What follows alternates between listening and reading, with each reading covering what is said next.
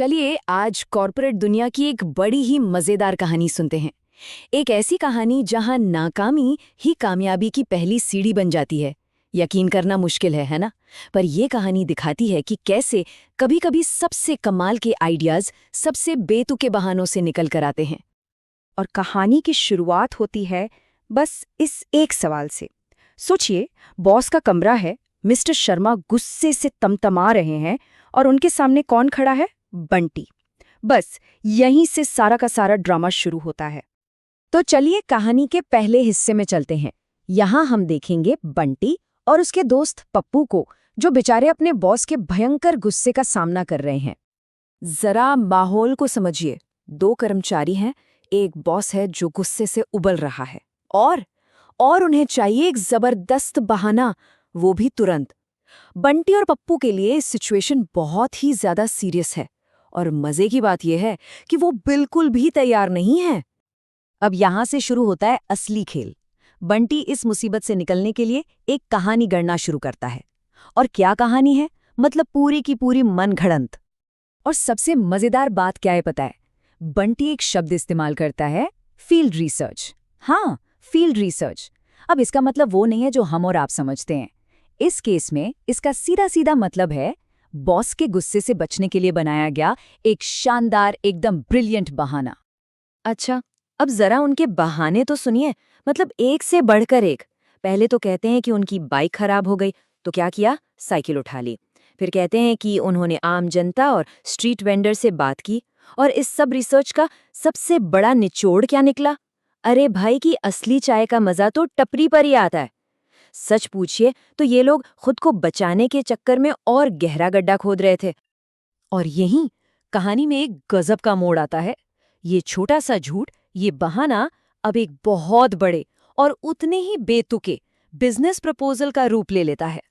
तभी बंटी अपना master stroke चलता है, अपना तुरुप का इक्का फेंकता है। वो नाम लेता है अपनी माँ का और बस कहानी में अचानक एक इमोशनल टच आ जाता है और इस सो कॉल्ड जीनियस आइडिया का सोर्स बॉस को इम्प्रेस करने लगता है। तो सुनिए बंटी की माँ का ये मतलब लगभग बचकाना सा प्लान, जिसे वो एक प्रॉपर बिजनेस स्ट्रैटेजी बनाकर पेश करते हैं। स्टेप 1, चांद पर एक चाय की मशीन लगाओ। स्टेप 2, एक एडवर्टाइजिंग कैंपेन चलाओ। और स्टेप 3, चांद पर चाय पीने के लिए कस्टमर ढूंढो। वाह, कितना सीधा, कितना सरल है ना? अब ठीक जब लग रहा था कि चलो भाई, बंटी और पप्पू की तो निकल पड़ी, वो बच गए, तभी कहानी में आता है एक नया ट्विस्ट।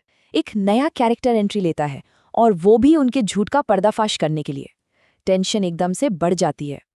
यहाँ पर आकर ना सिचुएशन का कंट्रास्ट एकदम साफ दिखता है। एक तरफ मैनेजर है जिसकी असली शिकायत है कि इन दोनों की वजह से उसकी गाड़ी का चालान कट गया, और दूसरे तरफ बंटी और पप्पू खुद ही मान रहे हैं कि हाँ, हमारी बाइक तो बहुत धुआं दे रही थी। अब तो ऐसा लग रहा था कि बस गेम ओवर, इनका बचना नामुमकिन है। तो क्या ये बंटी और पप्पू के करियर का दी एंड है? क्या अब उनकी नौकरी जाने वाली है? क्या होगा अब? लेकिन रुकिए, अब आता है कहानी का सबसे ज्यादा चौंकाने वाला मोड़। एक ऐसा ट्विस्ट जहां फेलियर को ही टैलेंट समझ लिया जाता है। और मिस्टर शर्मा का ऐलान किसी धमाके से कम नहीं था। उन्होंने शिकायत करने वाले मैनेजर की तरफ देखा और कहा, तुम मैनेजर हो और ये डायरेक्टर है। सोचिए जरा, उन्होंने बंटी को डायरेक्टर बना दिया। जी हाँ, आपने सही सुना, प्रमोशन। एक ऐसा रिजल्ट जिसके बारे में किसी ने भी नहीं सोचा होगा। बस ये एक शब्द पूरी कहानी को पलट कर रख देता है। तो आखिर डायरेक्टर बनने के लिए क्या क्वालिफिकेशंस चाहिए थी? सुनिए, उल्टी पहनी हुई शर्ट, एक टाइट फिट पैंट, एक टूटी फूटी साइकिल और हाँ, अटूट कॉन्फिडेंस। मिस्टर शर्मा ने बंटी की हर कमी को उसकी क्रिएटिविटी का साइन बना दिया। उसकी नॉनसेंस बातों ने बॉस को सच में इंस्पायर कर दिया था।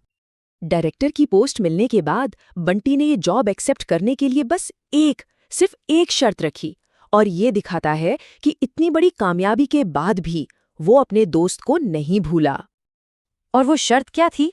अपने दोस्त पप्पू के लिए चांद पर एक कप चाय, वो भी मुफ्त।